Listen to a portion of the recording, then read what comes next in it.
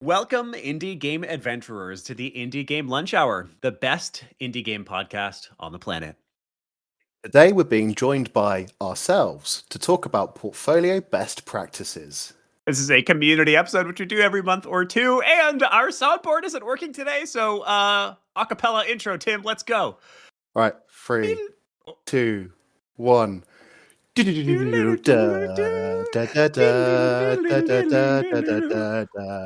Game Lunch Hour. All right, Okay, out of 10, everyone. great. How was that? In our live magical podcast, we give listeners the chance to hear real dev stories from real indie developers, as well as directly ask some questions in the second half of each episode. This is a recording of a weekly event we host in the Indie Game Academy Discord on Wednesdays at 12 p.m. Eastern Time, so feel free to swing by for the next one. We're your hosts, Willem Delventhal, the headmaster here at the Indie Game Academy, and of course, the Wizard of Games. And I'm Tim Wood, founder of Rightfinder Headhunting and the Knight of Games Recruitment. And as I said, we're being joined by ourselves to talk about portfolio best practices. Indeed. Every month or two, we like to do a community episode where rather than having a guest on, Tim and I talk about something important together and involve the community a little bit more intimately in the conversation. Today is one of said episodes, and today we'll be talking about portfolio best practices. We'd like to talk about their use, both, of course, to get hired, that is their primary purpose, but also potentially for those of us here who are interested in becoming founders or working with indie studios as a way to help raise some money. So we thought we would start with a little discussion about the state of our industry. Tim, would you like to give us an intro to the state of the industry? Yeah. Much like my lunch today, the industry has been very spicy and somewhat falling apart for the last few years. I mean, some of the latest news, we've seen all of the stuff going on at Ubisoft, and it feels like nowhere is safe, particularly in the in sort of the conventional sense of the old ways of thinking now, where if I get a job at a big company, I'm secure and my job will go on forever. Whereas now things seem to be fragmenting more. We're seeing more indie studios. We're seeing more people going down the contractor path, so that we can all keep living. We're all ducking and weaving. I feel like eventually layoffs will taper off, but I have been saying that for 3 years. So your guess is as good as mine at this point. Yeah, it really is a wild time. I don't know about the rest of y'all. I'm a millennial, and so I'm really tired of hearing the term unprecedented times. I don't need any more. We can be done with those. Personally, at first I was like, "Ooh, I'm living through history," and then I was like, "This sucks, though." So yeah, the game industry has been rough, and we all know it, and there's no hiding it. And it's been rough pretty much since 2020, which is interesting because 2020 was a real boon year for us. As an industry, we had pretty wild growth. 23% year-over-year growth is a stat that I like to bring up, which is a pretty unprecedented growth for any industry in a single year. And it's because, of course, everybody was stuck inside with nothing to do except play games. But then everybody went back outside, and that with a couple of compounding factors, including sort of inflow of junior talent and outflow as layoffs started to happen of senior talent. And then also a couple of weird open questions like generative AI now has led to the industry just being this weird, shaky space where kind of nobody knows exactly what's going to happen. That said, of course, it will balance out at some point. The question of exactly how it balances out or what it looks like after it balances out, I think, is unanswered for the most part. There are people with theories. In my opinion, it's actually less safe to aim for working for somebody else now. As Tim said, kind of nobody is safe. We just saw really tragic layoffs happen at Ubisoft, where they are pretty dramatically slashing their talent, and then they've said a couple of weird things about efficiency, and basically it implies that they aren't going to be hiring back up anytime soon. So I actually feel like it is the time of indies once again, where while any individual indie studio has a small chance of success, in aggregate, the winners have already actually proven to be and will continue to be the indie. Look at Claire Obscura, look at Balatro. There's quite a few examples of this already happening. Aggro Crab is one of my favorites as well, with Peak. In aggregate, it seems like those smaller games, those smaller bets are the ones that are winning out. And that's why we're here at the Indie Game Academy. So maybe can we give? Is there some hope we can give actually before we start talking about portfolios? Well, the thing is, like, we all talk about the games industry and what is it going to do, what isn't it going to do, and as far as we're all concerned, it's outside of our sphere of influence. But what you can focus on is creating and developing your own skill sets, your own projects, your Yeah, own portfolios, and maybe even your own companies, and take your future into your own hands that way. It's really hard to get hired right now. You know, I've seen companies that I used to get 20 to 30 job requests from shrivel down to maybe one or two hires here and there. Like it is harder. But the people that have been hired, for the most part, are people that have a good degree of stuff that they've done on their own and use that as evidence as to why they're right for those roles. So if you're yeah, looking at the pathway of getting hired for a job, but you're like, oh, I don't quite have that experience yet, look at the requirements in those job descriptions and just make a mechanic or something that can show you can do those things. And that helps recruiters like me take your profile to the hiring manager and go, talk to this person, give them a job. You know, we're middle people. So although the conventional way of working in the industry right now is pretty hard, if you open up Godot or Unity or Unreal or some other engine and you start making stuff, you're a game developer. You're mhm, working in the games industry, yeah. and anything you do will have value because it will either be a finished product at the end or it'll teach you something to help you make that finished product, and that's what it's all about. I love that. Yeah. Yeah, I think the hope is, in my opinion, is in indie. I think that the more AAA, AA, professional air quotes, professional space for game development will settle down. As you said, Tim, I've been saying that same thing for a couple of years. Um, but it is hard to say exactly what it will look like as it settles down. Interestingly, we are one of the industries that is deciding exactly how generative AI fits first. There's plenty of other industries that are being affected by AI, but we're one of the very first where it is of immediate value to use AI, and so therefore we're trying to figure out where it fits and what happens with AI. So that leaves us a little shaky too. My hopeful my North Star is though people like Aggro Crab. They're truly one of my favorite examples right now, and the number of publishing support houses and in general like indie development support communities that I have seen pop up. We have people like Amir Satvat. We have people like Cave Bear Games with Ayla Derrick. We have the Blue Ocean Games Initiative. We have Aggro Crab. We have a lot of examples of indies who are starting to see some form of success and are actually lowering the ladders behind them rather than pulling them up. They're saying, all right, how can I help other indies succeed in this space? So it is a rough time. The money is hard to find right now in the game industry, both for investment and for just straight up like money, like getting sales, because discoverability is so hard. But the silver lining, in my estimation, is that it is the time of the rock stars. You know, it is the people who will succeed during this time are the rebels, are the people who are like, screw it, I'm going to do it anyway. And also, in my estimation, during this politically interesting and frustrating time period, it is also an act of rebellion to do your art anyway, in my opinion. Screw everybody else. They can't stop you from making your beautiful shit. So, anyway, maybe that's my last word. We can stop talking about this. Let's talk about portfolios, Timothy. Yes. You're a recruiter. I think you have some thoughts about portfolio best practices. Yeah. I mean, first things first, I think a portfolio is essential these days. You know, you can't just rely on a CV or resume, whatever you like to call it. But particularly for our industry, people need to see the evidence of your finished product. You know, if you're an artist, we need to see what kind of art you do, you know, and not just the finished article, but how have you kind of concepted your art? What does your work in progress look like? And what does the finished thing look like? A big part of that is so that people can assess how you go about a certain task. But with the increase of generative AI, a lot of studios out there are not into it at all.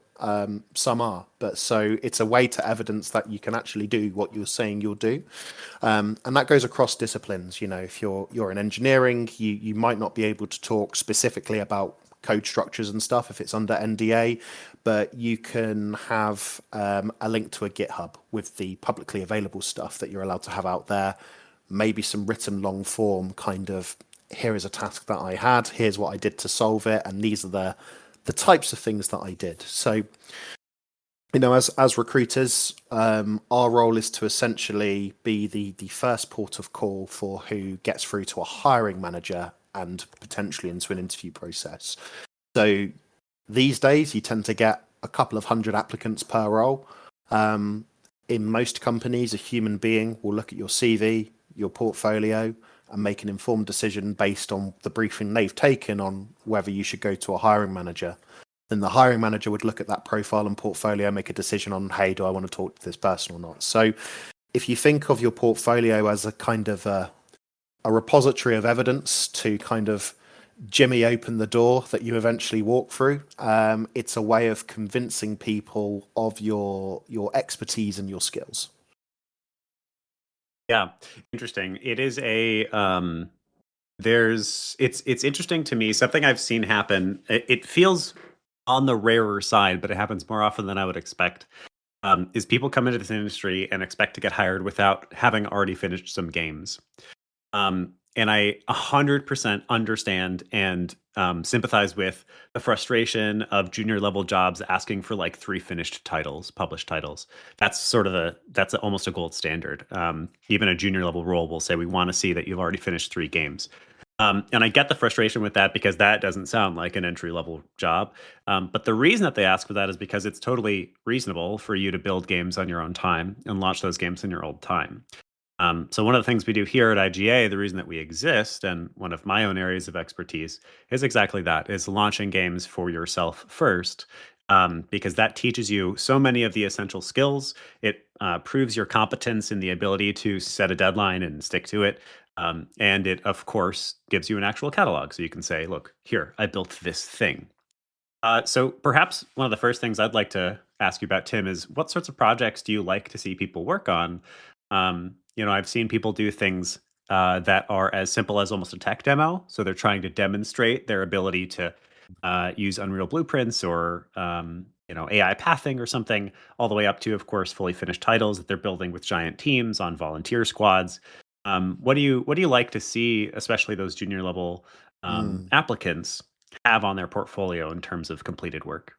Yeah, that's a very good question. For me, and each recruiter is going to be different personally, but for me, I'm quite agnostic. I don't mind if you've got a fully complete game, or whether you're just like, here is a GIF of some VFX that I've done. As long as your execution is solid and you've made it clear to me kind of what have you done versus have you used some assets from a store, which is totally fine. If you're like a real specific niche of artist, I'm not expecting you to do the whole kit and caboodle.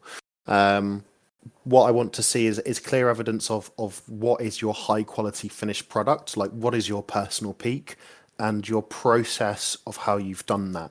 Whether that's a video overview, whether that's some bullet points of what you've done, or if you're comfortable writing something a bit more long form, you you want to help a layperson like me, who is not an expert in tech stuff or art stuff. I'm just good at assessing people.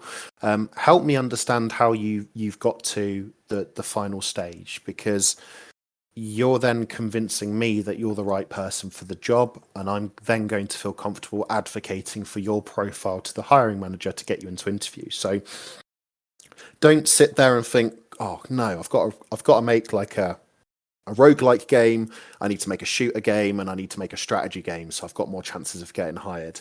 Like if you're really focused on your niche, show that off in specific projects. You might have a bit in your portfolio which is just like, hey, here's a load of materials and textures that I've made, and I've made them really high fidelity.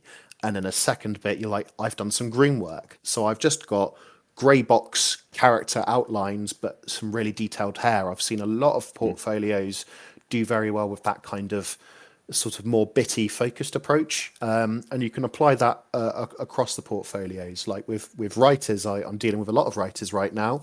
Some portfolios are like, here's a cinematic, here are a load of bios and barks, and then here is a remix of an original script that I was given that I was asked to copy edit. It's framing the context so the recruiter can understand it. And yes, some roles will ask you to have like 3 roles or something like that. I can tell you in the majority of cases, when I'm talking to hiring managers and they're struggling to get the right people, I'm like, hey, so you've asked for 3 games in your requirements, for argument's sake, but this person's got 2 but has everything else you're looking for. Do you want to talk to them? Nearly always hiring managers like, yes. So do consider shooting your shot when most of the stars align for you, particularly if your skill set is a little bit more niche. I mean, there's nothing wrong with shooting your shot generally. The worst that can happen is, I was going to say that they say no, but sometimes you don't get an answer at all. But that is the worst case scenario. What I would advise you to do is to just, if you can make a full game, make one, if that's in your vein. If you can't, or that's not right for you, focus on executing something singular very well and just define your rules of engagement, as it were, on how you've approached it. Yeah, interesting. A couple of the things that you have said there are things that I am more familiar with, and a couple are things that I'm less familiar with. I want to echo the concept of shooting your shot, because I have worked with so many juniors and people who are just career transitioning or just getting started in games. I get to see an aggregate. Oh, excuse me, Slack messages. I get to see a sort of aggregate of what the typical person does. And one of the things that I see a lot of people do is they shoot themselves in the foot first. They sort of like put themselves in the mind of the recruiter and make an assumption that the recruiter is going to shut them down, and therefore they're shutting themselves down without giving the recruiter the chance to shut them down. So I'll Yeah, see people find a job where they're an 80% match or a 70% match or a freaking 50% match. And they're like, well, I just don't have it. I'm not there. So I'm not going to apply for this. Um, yeah, in reality, I think having a little audacity, um, and going for it anyway, and really like focusing on the areas of your portfolio and your resume that make you look like a good match is okay. yeah. And even is important. Go for those things where you're not an exact match, and be your own biggest advocate. Allow other people to shoot you down. Don't shoot yourself down. And I have an example of this. I can't name names due to various data protection policies here in Europe, but there's a candidate that had applied for roles directly with RightFinder and with clients that I'd worked for that I'd never really had a conversation with them, but I was aware enough of their CV and portfolio that I could be like, oh, I know who XYZ person is. And they have recently got an offer now from a studio that I am working with because I heard about their application because I was going through all of the applicants and I was like, oh, I know enough about your work that I know this is good. I checked their current materials out, made sure everything was current and up to date, and I was able to jump on a screening call. And I already had so much context because they had been shooting their shot before, and in the past they weren't right for the roles for whatever reasons, and the hiring managers were saying it's not quite a fit. Try them next time. Whereas this time they have got through that process. Granted, they've had a long period of time of getting jobs, moving jobs, and stuff like that. It hasn't been immediate, and a lot of it is a twist of fate that I happen to be in similar ecosystems to what they're applying for. But if they'd never shot those shots in the first place, I wouldn't have had that kind of that name recognition. And we're all human beings in this business. Like we all everything you do is a touch point of marketing, right? Making sure that you're making yourself more well known and as a known quantity to companies. So it can never hurt. That the worst that can happen is a recruiter sends a rejection mail, or in some cases they ghost, which they shouldn't be doing, but it does happen. Um, I think it's always just a fine balance on how much of that you're happy to do versus, oh, I really want this job, but I really don't feel right about it. I need to protect myself. But recruiters do not want to reject anyone. Like, at the moment, I've got about 28 roles to fill for this contract I'm working. I'd love to I'd love to put people in those jobs and be like, cool, job done. That makes me look good. It makes my stats look good.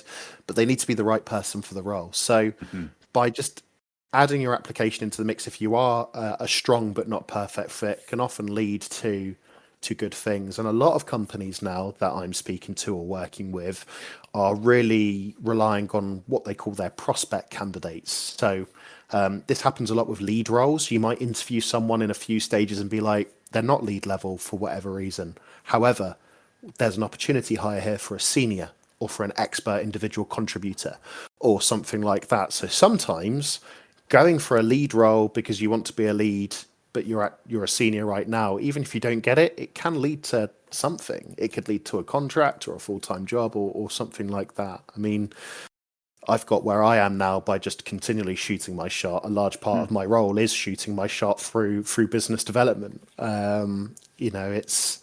It's just a case of making sure that you're always looking after yourself inwardly, but kind of putting enough of yourself out there to fish for those opportunities. Hmm. Interesting. The somebody in the chat here mentions networking. Krethik says, "I'll have a point to make. Networking helps because the jobs are filled by referrals even before published on LinkedIn and other job portals." So some of what you were just speaking on alludes to exactly this.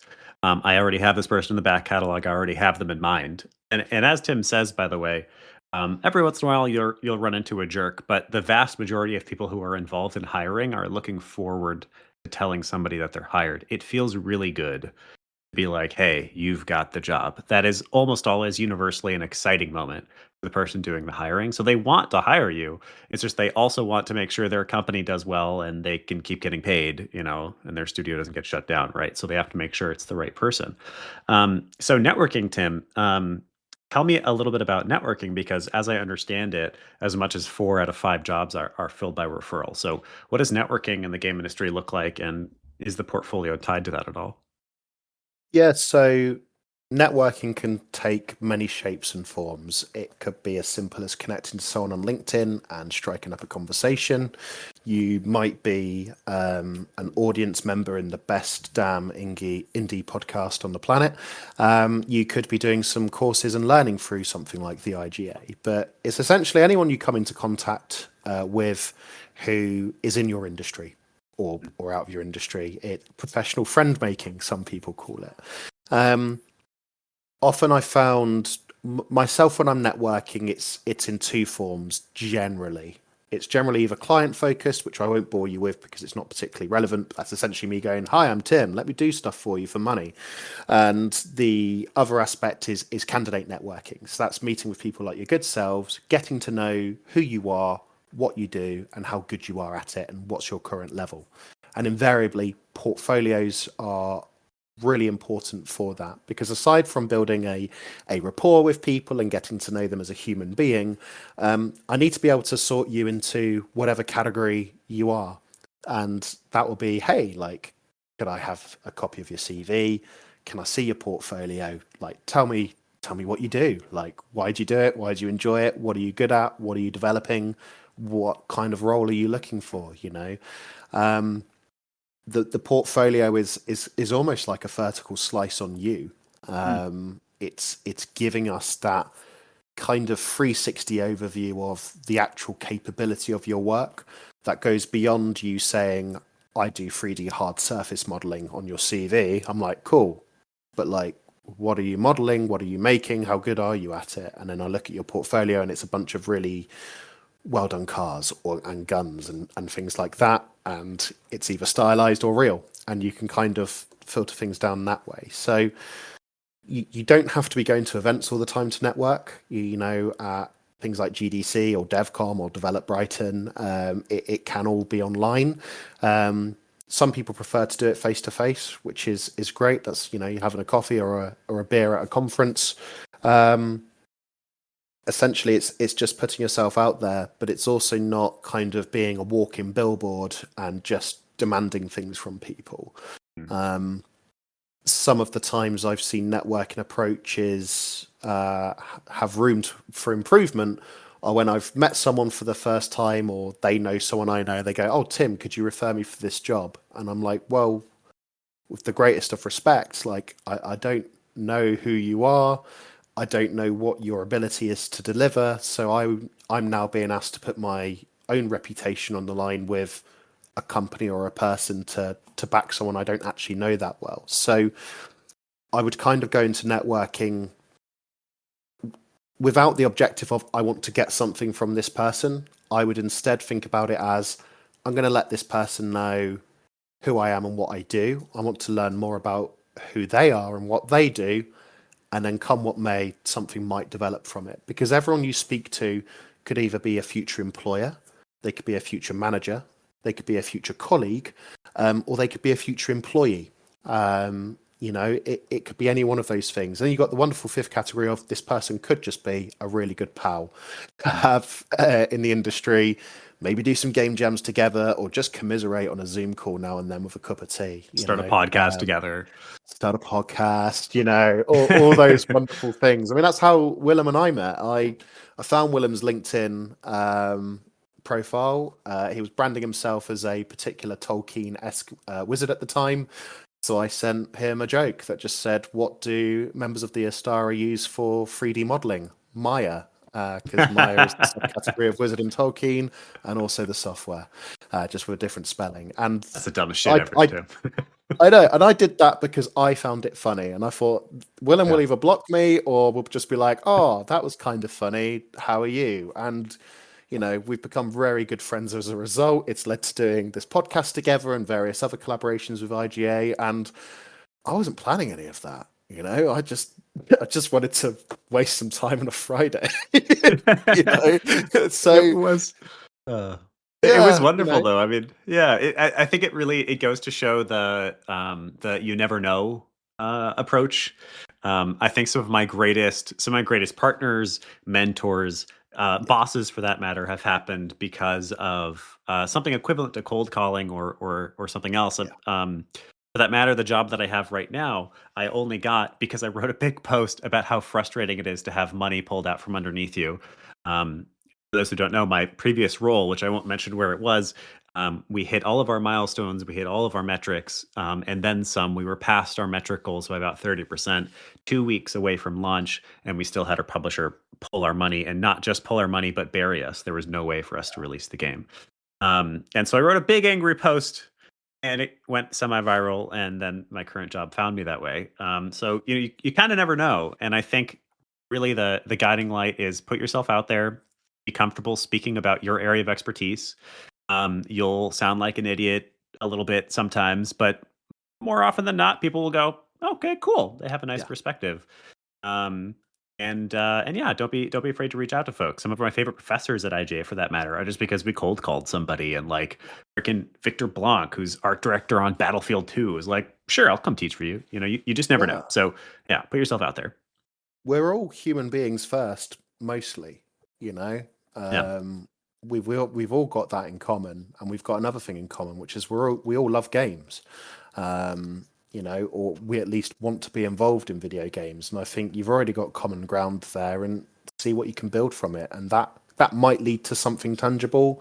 It might just lead to something silly and goofy. But like I said, everything you do with other people, online, offline, is marketing for yourself. So always conduct yourself in the appropriate way in which you're happy to, and you can't really go wrong. Yeah, I like what you said about how the portfolio is almost the MVP or the vertical slice of yourself. Because it's a chance for us to get a quick taste of who you are. In my experience, we are now running this small publishing arm at the Indie Game Academy called the Indie Game Foundry, where we have our first 3 games coming to launch about middle of this year. Everybody look forward to that. And it's been interesting to be on that publishing side, where we have to make sure that a team looks promising and a game looks promising, and that we believe these games can be launched. And reading through those portfolios is one of the first ways that we did that. We looked at every portfolio of every member of every team to try to find a certain number of skills in specific areas that we were looking for. It's one of the first things. And to make sure that we felt it was realistic, that these teams built what they told us they were going to build. We can look back and see, like, actually, one of the teams is Ludocratic Games, making the boxes alive, which is a physics-based platformer.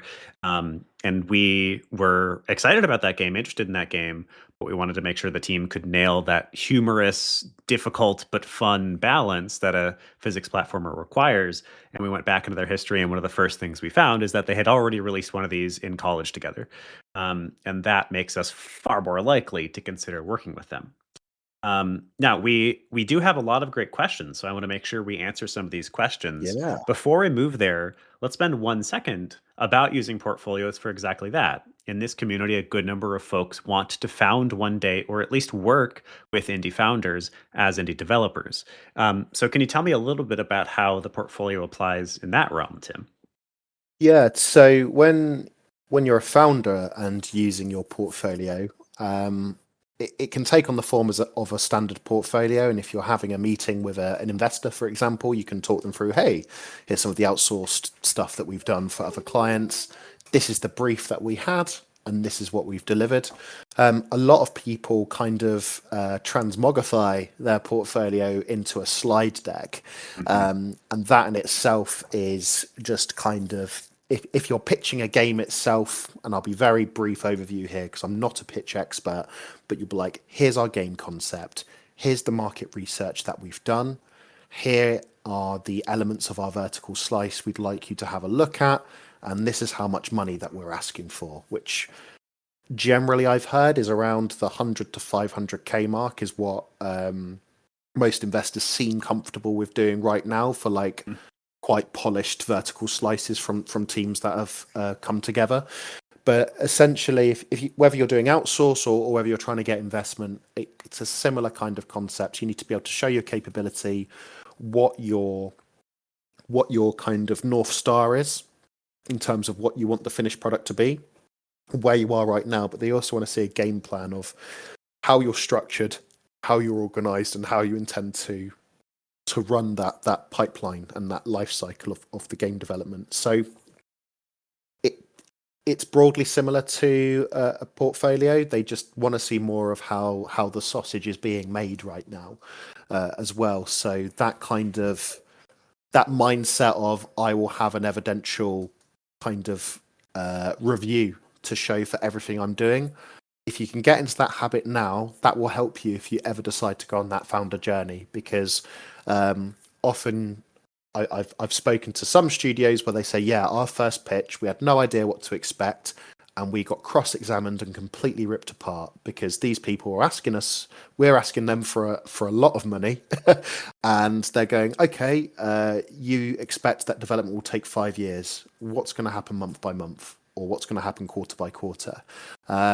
You're a team of 4 people doing X, Y, Z, and you think you'll expand to 20. What kind of organization chart are you going to have, and what's that going to look like when you're fully hired, and can you justify why each of those roles exist? So they go into kind of the nitty gritty of it. So to even get in the room with those conversations, you need to convince them that you know your stuff, and that you've got a good plan in place, and a good portfolio practice can be that foundation you can then build on as you become more and more commercially aware and kind of able to can weave and seize on those opportunities as they present themselves. Yeah, that's great. I can it is less common in my experience anyway that somebody who is considering funding you or working with you in some capacity as a founder is going to look through every portfolio of every team member. Um, it's a little bit less common. If you're getting hired, then absolutely they're going to look at it. And Tim, you can tell me if this is the case, but the majority of the time they're looking at your portfolio, and that's the primary thing they're looking at.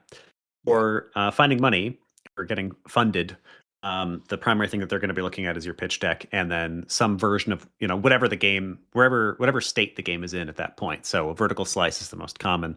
You got an example of why the game's going to be awesome. So they want to see that the game is awesome. They want to see that you have a pitch deck that includes where the game is going, what's the plan, etc. And then probably they're going to want to look at finances and metrics. They're going to want to see Yeah. that you already have some traction and that you can build community and get eyeballs on this game. Yeah, Um, like building a little Discord and stuff like that. A lot Yeah. of investors are looking for that kind of thing now. I've heard recently a big one as well is like, how many wish lists are there, or how many Kickstarter backers or Patreons do you have, and all that kind of thing. And that's, I mean, personally, part of me is like, well, that usually comes after. Hmm. But as people become more risk averse, they expect you to be more upfront and shouldering that hard work first before they'll Yep. then part of their money. That might change in the future, but you know, it is a bit of a gauntlet to run. That being said, there's a couple of really great developers out there that are making their own games and they're not seeking investment. You know, they've built a community, Yeah. and the proof of their vertical slice and the demos that they're putting out are winning over huge amounts of support from people. There's a game called Dragon Twin that I saw on my Instagram, and I checked that out, and it's basically a customize your own knight and dragon simulator. You can sign up on Patreon and get access to it, and I think they're pulling in like a silly amount of money per month. They're probably not going to need any investment. They've kind of, they're that 1% that are doing really well and have pulled themselves up. I found a game on Steam recently, which is basically John Wick the simulator, called Gentleman's Violence, and that's got a free demo play test out. That's generating some buzz and adding people to their own Discord, and you know, those kinds of things are really strong proof of concepts. But if you play these games and actually look at them, they're not some polished AAA thing, but what they have got is a core gameplay loop and mechanics that are fun and that get people excited and are often Yes. delivering what a lot of people on Blue Sky or whatever are saying, oh, I wish I had a game like this. And someone's gone out and made it and gone, hey, like, help me build this game by supporting me and Yeah. you can play it. You know, those kinds of relationships are doing, I think, are on the increase and doing very well because people are kind of, I don't know, maybe there's a little bit of a cyberpunk mentality where they're sick of the big corpos and they're like, oh, I'll just It's support true. this team of Yeah. people who are doing a passion project, but that aligns with my passion, and we'll go from there. Like I myself, I support the Dragon Twin project because I think it's sick, and you know it's so far up my street I can't even begin to explain. So you know, don't worry too much if you're hearing what Willem and I are saying about investment and thinking, oh gosh, I don't want to go on that journey. There are other routes to market. You know, you don't have to go to the big money holders because we see the results of some of those relationships over the last few years. You know, always have a cautious eye with things. Yeah. Yeah, it is it is definitely an interesting time for money. As you say, I do believe that the not all gamers, but a good chunk of gamers are a little bit tired of the AAA. The narrative has shifted to that. That's why I said earlier that sort of like Rockstar time period. One of my own mentors and guides here at the Indie Game Academy, a man named Frank Connolly, loves to talk about how he thinks IGA is a bunch of rock stars. Indies are a bunch of rock stars.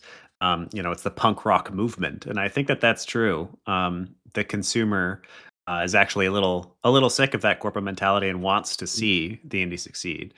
That's not all gamers for sure. That's probably not even the majority of gamers. Majority of gamers aren't as invested in the game industry as we all are. But those who are invested in the game industry know what's happening, and they love seeing things like Dragon Twin. Um, Now, I think for the portfolio, and then we're going to do some questions here, but for the portfolio, in terms of raising money, remember that raising money is always about risk from the perspective of the publisher, investor, VC, angel. They're saying, where can I put my money where it is at the greatest likelihood of growing and at the least risk of declining? And that's why they want to see things like wish lists. That's why they want to see things like a vertical slice that's already fun, interesting, has a great loop. That's why they want to see things like community building, because each of those things proves that the risk is a little bit lower. So, what a portfolio does in the aspect of raising money is it helps lower that risk. It helps prove that these people, this team, knows what they're doing, has done something similar in the past.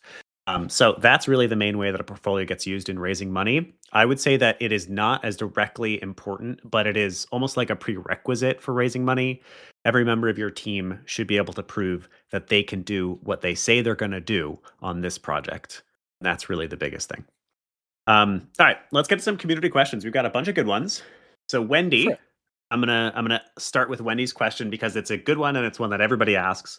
My current question is about gathering things for your portfolio. I am often motivated to work on it, but sadly, I often don't have the right portfolio pieces to make it better. So, what do I need? What do I build? How do I get what I need to put together a portfolio, Tim?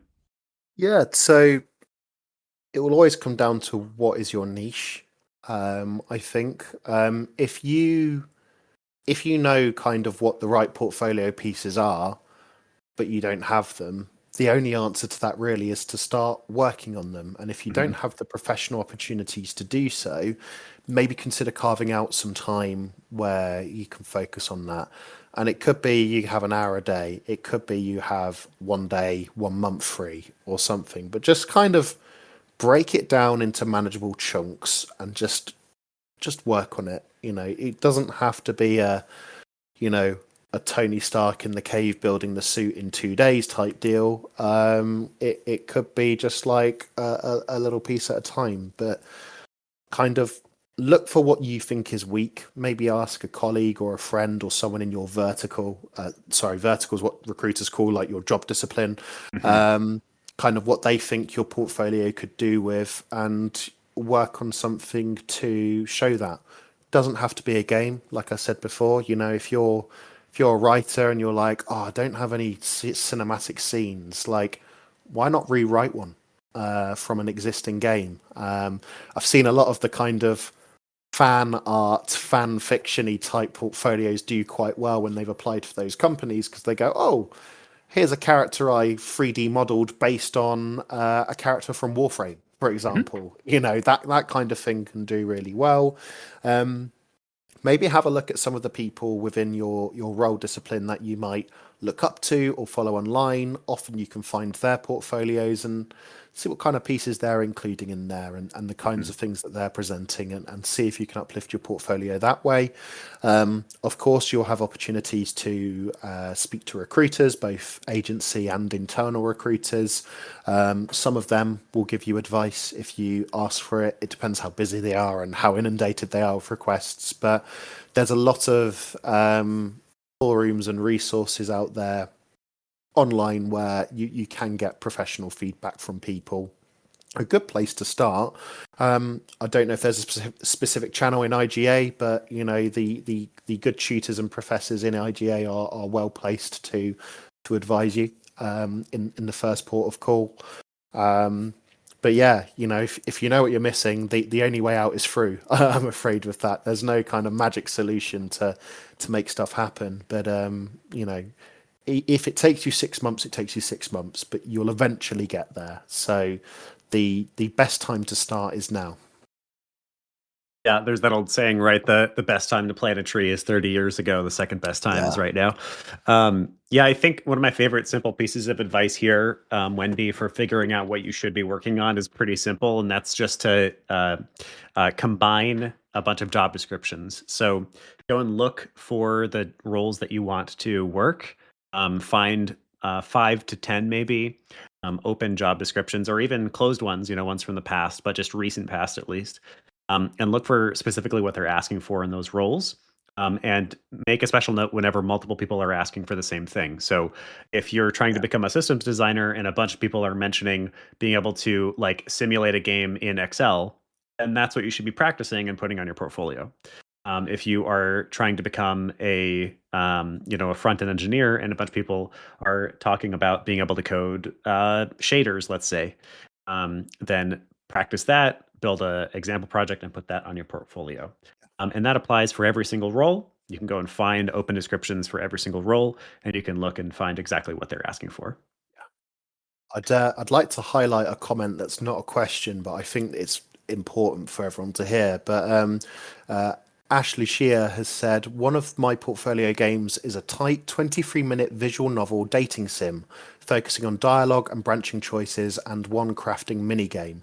It's not technically impressive, but it shows I can create something fully contained and scoped. That one game has gotten more jobs than the fancier games in my portfolio. Sometimes smaller but hyper focused is better. Mm. First of all, Ash, well done. That's Mhm. freaking awesome. But also, you're completely correct. A lot of people might think 23 minutes of gameplay, that's not a lot.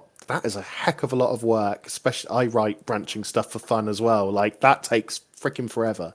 But being able to plan out an entire scope and show that you can deliver on that will tell me more about your ability to work in a pipeline than you saying, "Hey, like, here's a game," and no further context. So, Mhm. so well done on that. Yeah. Yeah, I love that, Ash. And that's a takeaway for everybody. So I'm often an advocate for finishing games as opposed to doing tech demos. Tech demos being something like showing that I can do flocking behavior as an engineer or something. But when I say full games, perhaps that's a misnomer because I'm not saying you should be building a game that has 10 to 12 hours of gameplay or even 3 to 5 hours of gameplay. A game that is simply startable and endable as a beginning and an end with a true gameplay loop in the middle is a finished game. And in fact, one of the things we're discovering as publishers right now is that the games that are doing well are the games that are more like 3 to 5 hours of gameplay anyway. Um, we look at a game like Peak. Peak is a wonderful friend slop game, but ultimately the actual loop is pretty repetitive and pretty short. You could play pretty much everything Peak has to offer in, I would bet, under 5 hours or so. Yeah, The friend slop genre does a great job of keeping those same 5 hours entertaining for a long time. yeah. But you really don't need to get that complicated. What you just described, Ash, sounds like a perfect example of what everybody can aspire to building. A 20-minute game, a 10-minute game. A recruiter's not going to play your 5 hour game anyway. So yeah, just give them a great 10 minutes. Yeah, like you're exactly right. Like there are some games I'm like, I wish I could play this for 5 hours, but I sadly have a job to do. I can't just play video games all day, which is what I thought the Dang it. video game industry I was. know, right? Well, That's the that's joke. what they all promised us, wasn't it? What the fuck? I know, they're just like, do you want to play video games all day? And I'm like, yeah, but my Please. parents used to shout at me for that. But yeah, give them a great 10 minutes and it can be short and sweet. Yeah. That's the key thing here. And if you're working on Short and your own good.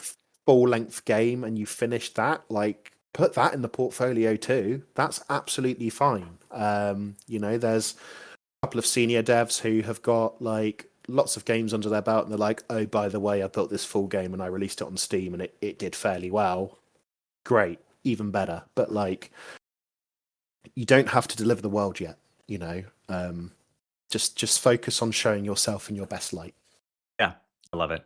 All right, one, maybe two more questions. I'm going to do Wendy again, not to be biased towards Wendy, but this question got a lot of cues, so I know people want it answered. Wendy asks, what am I saying? From a recruiter POV, how often would you say portfolios actually get looked at? Vary depending on the position, need, etc. But I'm doubting that a portfolio is the first thing a recruiter would go to anyway.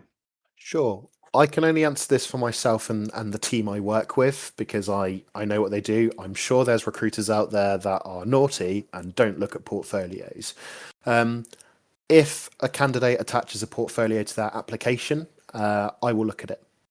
If I'm running a headhunt and I can find your portfolio somewhere on your digital footprint, I'm going to look at it because that's one of the best ways I can assess your skill. I mean, Yeah. I'm also going to look at your CV, your LinkedIn, and all that kind of stuff. That's because I'm thorough and awesome. But I like to know where people have come from, what kind of journey have they been on. That gives me context to assess their portfolio against. I look at the portfolio and then I can make an informed decision based on that whole. But unless I'm a coding expert and I give you a full top and tail technical interview, I'm not going to know what you can do without that portfolio. So it is very important. Most recruiters, if not all recruiters, do look at portfolios. And if they're not, they should be. Mhm. So it's always best practice. Have it discoverable. Link it on your CV, your LinkedIn, and anywhere else you want to be discovered online. And always include it in your applications if you can. Yeah. Yeah, it's funny. So I can answer this for once again for myself, as Tim points out, not for everybody. But myself is somebody that's much more on the like less formal side. I'm indie, so we don't have a lot of the time there isn't as well documented or specific of a process as those bigger companies tend to create. But I can say that even when I'm being lazy, the portfolio is like the first thing I look at. Yeah. Resumes are great for like a quick tertiary glance. Ooh, they worked there for 10 years. That place is cool. But like, if I'm trying to really quickly, the fastest I can, if I'm like in as big of a rush as I could possibly be, the portfolio is still where I go. Yeah. Because it tells me so much more about this person's competency and ability to build what I need them to build. Yeah. And that's what people are looking for. Will this person contribute to this game and make this game more likely to succeed? And where you worked doesn't really say that. What you have already built is what says that. I mean, when I've run headhunts for something really specific, there was a role 5 years ago that was like, we want real disgusting 3D organic modeling, like we're talking gross wounds, zombie type stuff. Mm. So my initial search was all portfolios on ArtStation and other kind of art websites, and I was like, that piece is good. Who's that person? Can I nab them for this job? Mm. Same with writing, right? I wouldn't really bother looking at the CV in the first instance. I would read their samples because I'm like, well, it doesn't matter where you've worked. If you can write and write well and write in a way that would work for this project, that's all my hiring manager's looking for. So some of it will depend on what our brief has been and what we've been told to do. But yeah, your portfolio is only going to increase your chances of being hired, in my opinion. Yeah, it's a huge one. There's two questions that are, I think I would love to finish with. So this one, maybe we do a quick answer. Wesley asks, what is the source for the labor involved with the business side of studio development? I see plenty of programmers, writers, artists wanting to contribute to a specific game and get involved with the studio, but less so founders and people wanting to explicitly found a studio. Is it up to the people working on the game to step up and work on the business side? Or should a group of programmers, artists, writers find a specialist for a business role? So this is in relation to founding your own studio, I'm guessing. Yes. Um, the answer to that is it will probably depend on what you as an entity want to do, Yeah. and also what funding you have if you're doing paid roles, because you can do both. I've worked for many studios where the founders wear many hats and they're doing all those things themselves. They tend to have lower budgets, and the reason that they're doing those roles is out of necessity. Hmm. You can find specialists for the business side of things. You know, if I ever wanted to pack in Right Finder, I could probably get a job somewhere as an internal recruitment manager or something. There are people out there that have never developed a game directly, but they're part of that central nervous system of the companies. And in which case, it's a case of going out and finding them, recruiting them, putting up an advert, or maybe talking to recruiters about finding them. So if you're looking at founding a studio to start with and you don't have lots of funding, or you're bootstrapping it yourself, you'll probably need to wear those hats and train yourself up in those skills. Yeah. If you're doing it with a group of colleagues or friends and making your own studio, invariably there's going to be people that naturally wear those hats depending on where their interest lies. And you might have a third party vendor running some bits and bobs for you, or just finding a way to upskill yourself to cover that initial deficit of skill. Yep. Yeah. So this brings to mind, this is actually, I'm glad to be mentioning this. So there's an archetype that people will mention sometimes where there are three types of founders. Some of you may have heard this before, and it absolutely applies in the game space. Those three types of founders are: one, you're visionary or you're evangelist. This is something that indie studios never fail to have. This is basically your creative heart. Somebody who is like, this is the game that we're making. These tend to be your creative directors. And as I said, basically, you'll never not have this person. Everybody wants to contribute to this role. The second two, though, are also terribly important and make you dramatically more likely to succeed. The first is your builder operator. That's your operations person, your project manager, your person who makes sure shit gets done.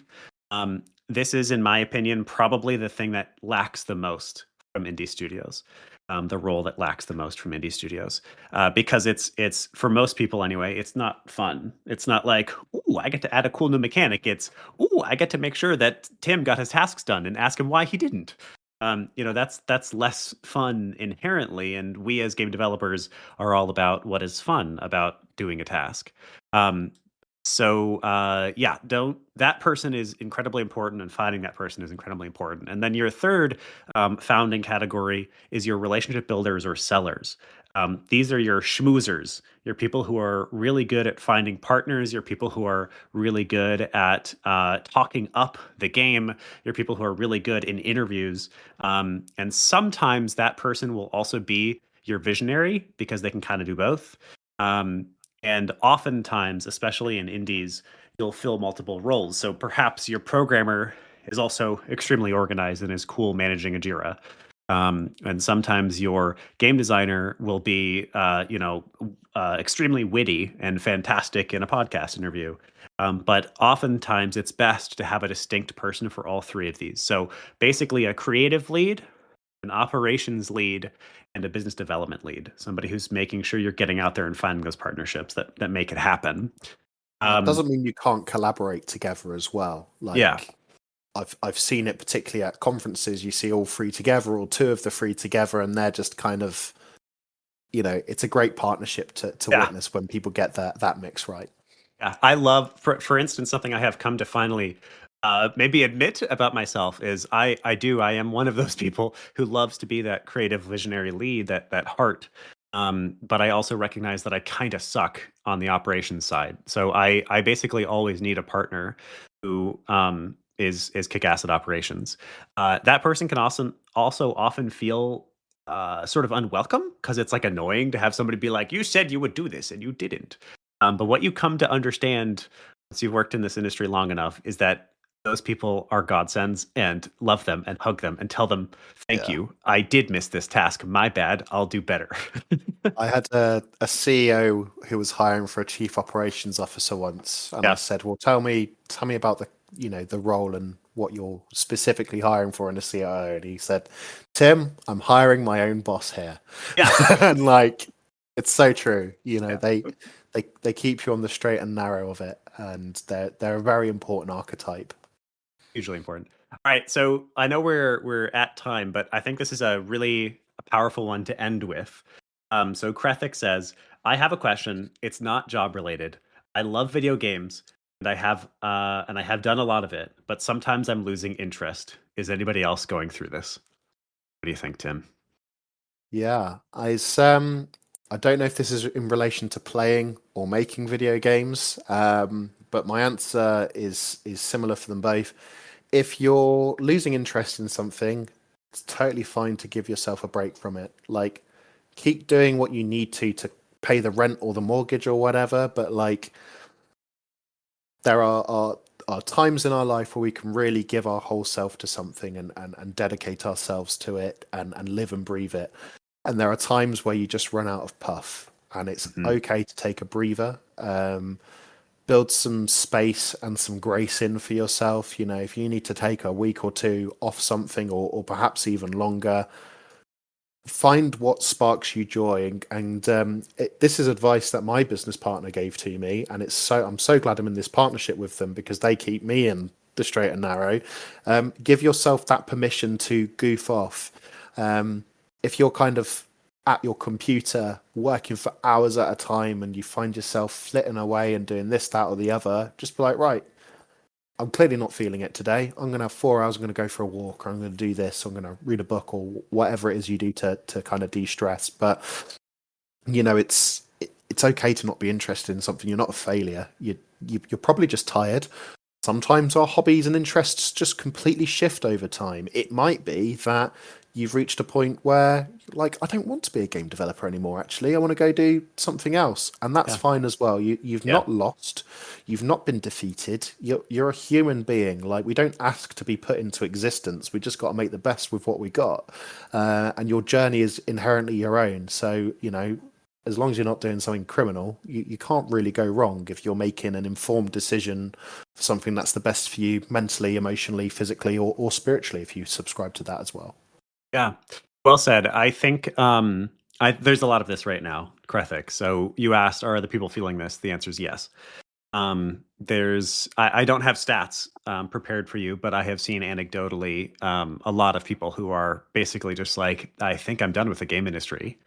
Um, I think what you said, Tim, is very wise, which is basically taking a break is not necessarily quitting. And if it is quitting, air quotes here, then that's also okay.